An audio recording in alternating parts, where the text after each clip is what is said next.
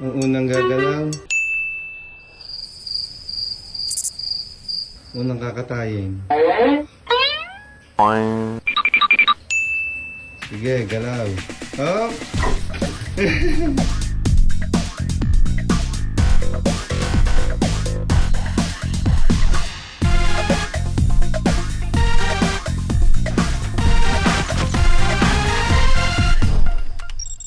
Ang unang gagalaw. Wow! Unang kakatayin. Parang stop dance na lang. Sabi ko, sino unang gagalaw?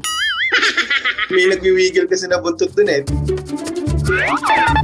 Dumigil talaga. Tapos unang kakatayin. Nag-stop siya. Ang unang gagalaw. Parang sumunod sila sa akin. Hindi nga gumalaw. Nung nagsalita ako, nag-stop sila. Tapos nung sinabi ko nga yun na kung sinong unang gagalaw, unang kakatayin, hindi sila gumalaw. And then sabi ko nung sige galaw, saan sila gumalaw? Sige, galaw. Hop! May gumalaw na tumakbo. So parang natakot. Pagtitripan ko lang sila na gano'n na yung video. Hindi ko naman in-expect na gano'n yung magiging ano nila. Ang unang gagalaw. Unang kakatayin.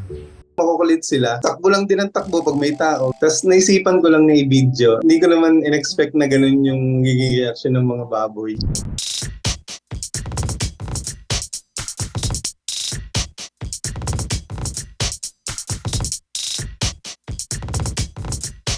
Napapansin ko na pag binigyan ko siya ng instruction na doon sila dudumi, doon lang yung iba dumudumi talaga. Kung saan mo papakainin, doon lang din sila kumakain. Tingin ko naman may magagawa pa silang iba bukod doon. Explore ko lang muna. Sige, galaw. Hop!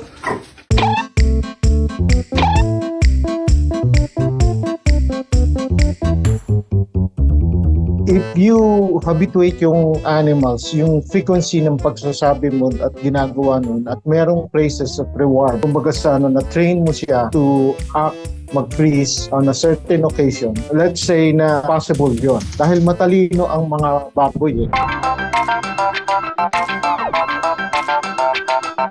Newlywed po kami, mga 1 taon na po. And then, kasosyo din po namin yung family ko, kapatid at saka yung mother ko. Tinry lang namin na mag-figuring nga kasi nga maganda daw yung kitaan sa baboy. Ilang heads lang naman ang binili namin. Papakainin mo lang sa umaga, tanghali. Lilinisin lang, ganun lang naman. Hindi naman siya ganun kakomplikado.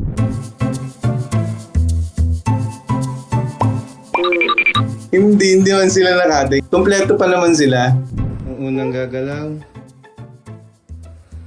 Unang kakatayin.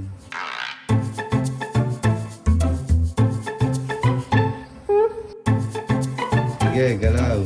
Hop!